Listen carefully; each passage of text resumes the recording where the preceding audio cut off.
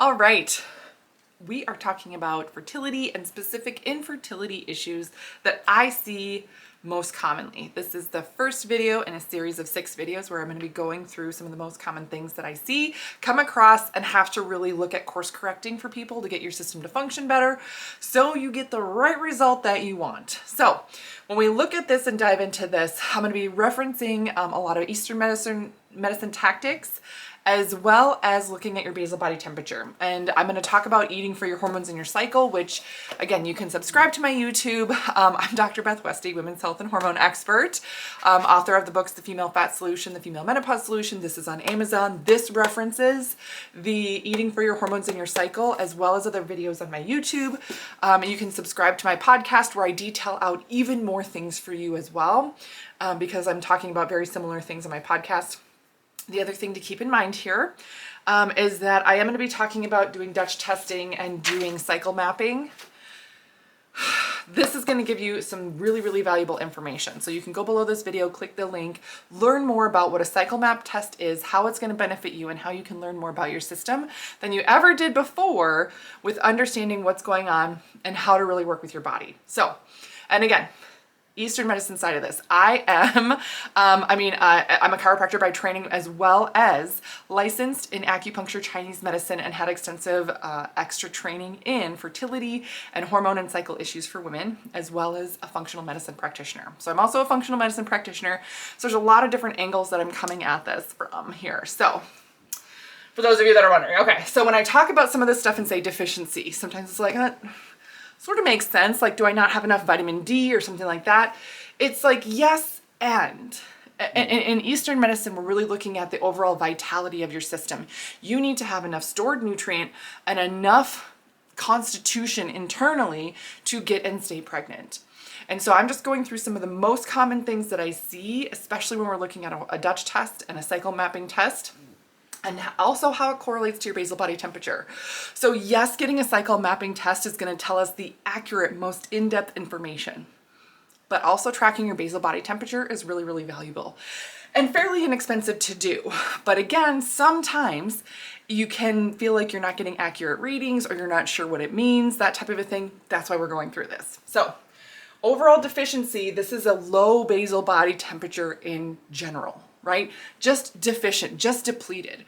And a lot of times I find that gals that are depleted have been through a lot of diets, have been on birth controls, are very high achieving driver type personalities. And you are go, go, go. You don't take the rest that you need because stuff needs to get done. Yeah. This is going to overall cause you to be deficient. Now the black line here, this is just an example of what a basal body temperature would be throughout the month. Day 1, day 14, you would want to see the black line here is the normal. You'd want to see a dip and then a spike and then it be elevated here. The pink line would be that deficiency. Oh, it's lower and then it is higher, but it's not quite to the level that it should be. Overall basal body temperature is much lower. Now you might feel like a colder person, but not everybody does. The real key is understanding what your actual temperature is doing and how, oh, it changed. It spiked. I took an ovulation test. I ovulated, right? Yeah. It is not elevated enough to see that shift and change and difference. That is why doing a cycle mapping helps us understand, are you really at the right level? Now, other things you can do to help make sure that we're not missing anything or that need to be checked when you are deficient. You have to check thyroid, check your androgens. Oh, and I should reference this thyroid, full thyroid panel, TSH, T3, T4, antibodies, all of it, not just TSH and T4. We need more information than that. Check your androgens. That's something that we see here on the full Dutch test, the Dutch Complete. We see the full level of androgens here, right there. I see a lot of deficiencies there for gals and they're wondering why, like, oh, why isn't this working for me? Because your system just doesn't have enough of that vitality. And so that would be something we would work on.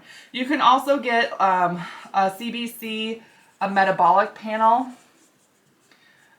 you know, things to make sure you're checking liver, kidney function, all that stuff. But a lot of times too, since there's so much cold in the body, your physical body temperature is lower. And again, this is the Eastern medicine side of it. There's stagnation. Things aren't moving through well enough. So we want to help that fluid movement, help that kidney movement, that water pathway in your system, lymph flow, rebounding, dry brushing. Want to make sure that you're doing Epsom salt baths, all those things. Those are really helpful. And then the other thing you want to do is increase rest and decrease stress. Okay? This is one of the hardest things for these gals to do, I've found. Schedule rest time. Like actually rest during the day, like actually take time to relax, to unwind, to decompress.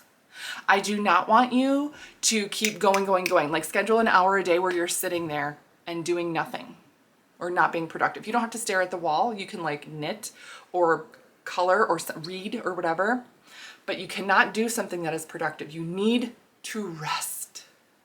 Is essential. It's one of the hardest things that these gals have to do. You're like, that sounds crazy. That sounds insane. I know. Then it's probably exactly what you need to do. Yeah. And then decrease stress. Find ways to delegate. Find ways to not do as much.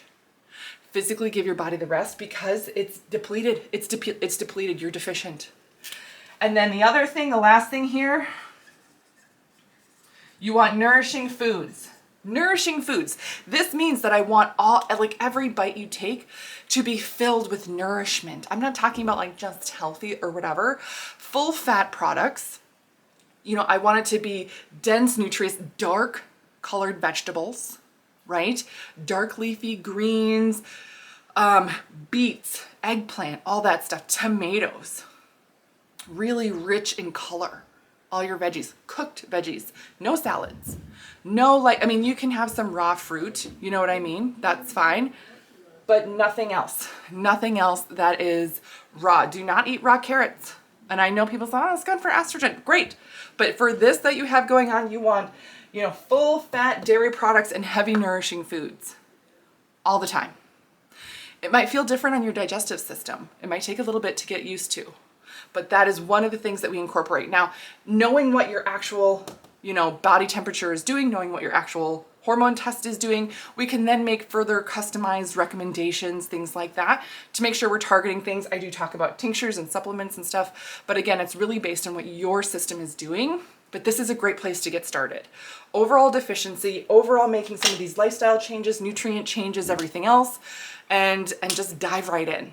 If you have any questions, please don't hesitate. Please don't, hesitate to reach out to me. This is something I see quite often. And again, this is the first in a series of 6 videos I'm going to be doing, talking about specific things, and each one's going to be different, but this is one of the most common things that I see. So let me know your questions. Go below this video, click the link to get a Dutch, get a cycle mapping, and then, we'll go from there.